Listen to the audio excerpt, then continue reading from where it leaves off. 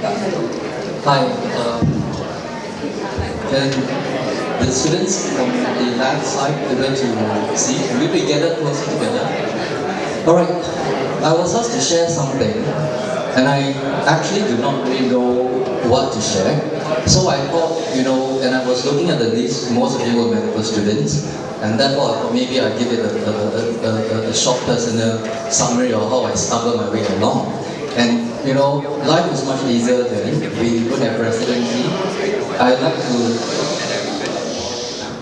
to share an exciting life story of a road less traveled, but mine is as conventional as you can possibly get, and I still get there. And sometimes, it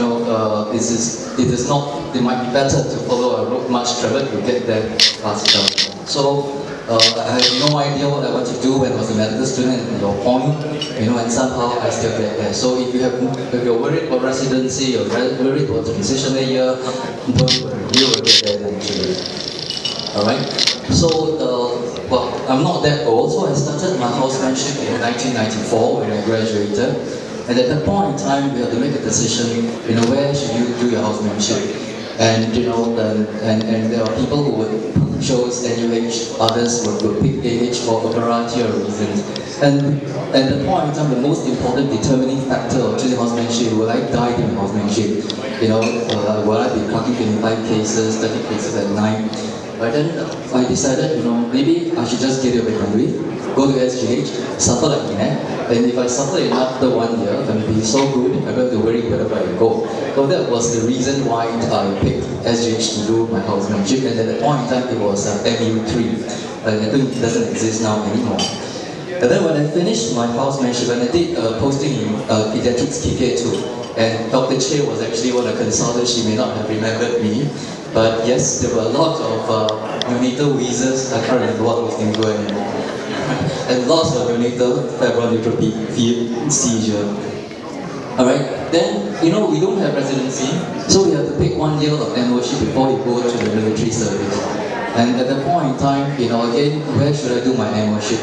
And I decided that, I should do renal, because I can never understand how to get the potassium correct, and can never understand acid base. And I'm sure many of you are probably struggling with acid base. So I thought, and to put central lines, to put set plug, and therefore the decision was then to join renal SGH because it has a fearsome reputation of being one of the most difficult departments to work. And Dr. Chan Shuming is here. I think things have changed since then. And this is Professor Okinta. He was then the head of the department. His walk rounds are extremely filled. We would all stay back very late the night before to prepare for the grand walk round. And another day when he meet me on the street, he lives in Great World City opposite Tiara, and I used to live on Javoy, and every time he sees me, Thye, are you doing research? Thye, are you doing research? Right, so he was a tremendous mentor. Then after that, before me, we got to do 6 months of polyclinic. Alright, and I had the fortune to rotate to Ang Mo Kio Polyclinic. But I actually cannot remember very much of my posting, except that, this is the place where we spent all our lunch. There was a bowling alley on top of this. I don't know whether it still exists. So until the bowling alley auntie said, these are the polyclinic doctors, they can't play bowling at 1 o'clock lunchtime. Right then, I went to army, stumbled into guards, stuck down there, spent more time running. And more importantly, recently, I got my completion of national training certificate. This is probably the most important certificate in Singapore. Alright, so I have this WhatsApp, I attached it in iPhone in case the army claim that they have not sent me the letter. Okay, and then we went on to pick our BST. That's when we decided to do our specialty training. And those days life was simpler, so very easy. One posting, go one hospital, go and experience what you like, then finally go and decide where you want to go. So we started with untoxing, and this I think still hasn't, sorry, oh dear, okay. Alright, the one on the left is the old untoxing hospital. Alright, at the time GM has a very good reputation, and RF has an even more fearsome reputation. So I thought, go untoxing, go join GM because important to know him. And I did one posting on German under Gerard there. Then you cannot not go NUH, right? So when I spent 1 whole year at NUH, I don't think it was a particularly good MO. I think Prof. Fong was one of our consultants at NUH rheumatology at the point in time. So I did cardiology 6 months there, and did medicine 6 months there. And then you got to take MRCP, right? So where you go, AH, most time to study. So went to AH, did E&E, and passed my MRCP in AH. Then time to come back to SGH already. Alright, and so the last posting did SGH, and that is in medical oncology. So if you do not know what you want to do, alright, until I was a DSG, I had no idea what I want to do. I always thought I want to do cardiology, so Terrace or Ori. Alright, until I did 6 months of cardiology in NUH and spent many hours pressing groin post PTCA and realized, no cardiology. Then maybe it was cancer. So what really sealed the deal actually eventually were the people I encountered in the postings. I did a bit of oncology NUH, and John Wong is the ex-dean of NUH, NUS, and he is one of the most compulsive, obsessive individual I've met. Case notes would be ready by 6 a.m. But it taught me a lot of things and was an inspiration. And then you can see the rest of the people were doctors from SingHealth. Dr. Miriam Tao, who got me interested in lymphoma. Dr. Koo Kee-sung was then the former head of medical oncology, extremely friendly person.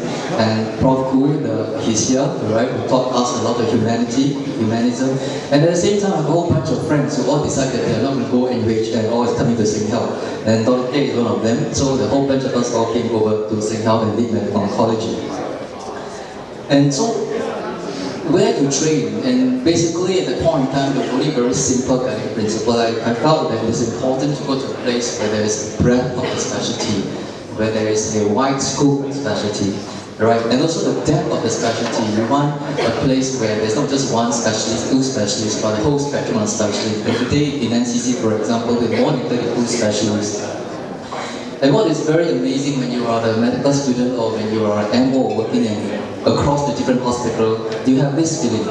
You can get almost anything done in SGH campus and the shortest possible time. You can do the most incredible clinicals, the whole list of specialists is available at the back of your call. And because of the depth of exposure, it builds confidence. And after rotating through all the hospitals, I finally still came back to SGH. And most importantly, there was really a supportive environment for you to grow. And over the last 10 years, there has been spectacular changes in this campus in SGH. There used to be a joke, from our competitive national central is that in this place, you got all the brains but no patient. In NCC, you got all the patient but no brains. But that is completely untrue. Things have completely changed over the last 10 years. And as a reflect upon my own little journey, this is one crack paper which I published at a senior registrar, first year AC. Can patients with early stage diffuse cell bone marrow treated without bone marrow? And it took me forever to write a crack paper like this. I published this as my first paper, third year registrar. But in the last 10 years, amazing things has happened here. The number of scientists that have come, the research laboratories that we have built, and I don't even know what is this, but suppose you're published by me, and we are doing things like this now. Activating mutations and activities of lymphoma, what the hell is this? But we are doing things like this now, things you read about in New England Journal of Medicine, it can be done here now. And just 10 years ago, this is the crap that I was publishing. So things have changed a lot here, and this is only possible because of the tremendous resources that was put inside here. So why is it possible? I think it's possible in SingHealth because there's depth and breadth of clinical experience. The moment you get your service right, your clinical training right, that's the first step.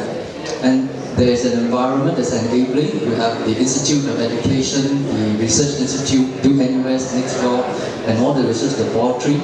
And now there's a whole community of scientists working very close to the mission. And this makes it really possible. Forget about this, okay?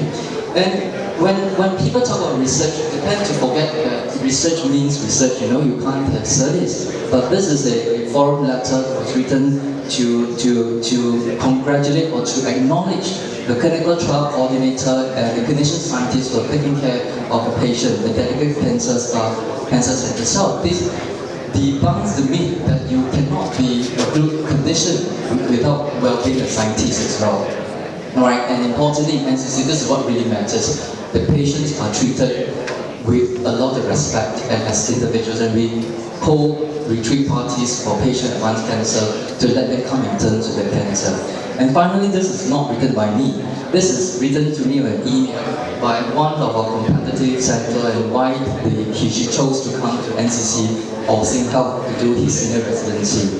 And the first statement he wrote was, manpower issues in SingHealth are a myth because the reputation is that you work like crazy here.